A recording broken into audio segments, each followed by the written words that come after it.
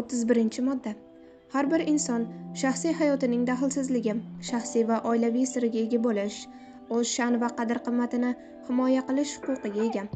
Har kim yozishmalari, telefon orqali so'zlashuvlari, pochta, elektron va boshqa xabarlari sir saqlanishi huquqiga ega. Ushbu huquqning cheklanishiga faqat qonunga muvofiq va sudning qaroriga asosan yo'l qo'yiladi.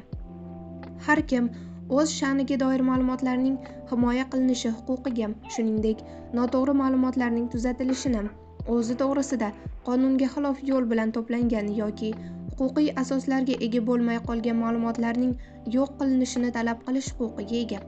Har kim uy-joy daxlsizligi huquqiga ega. Hech kim uy-joyga unda yashovchi shaxslarning xohishiga qarshi kirishi mumkin emas.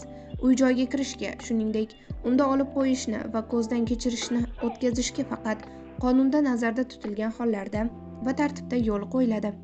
Uy-joyda tintuv o'tkazishga faqat qonunga muvofiq va sudning qaroriga asosan yo'l qo'yiladi.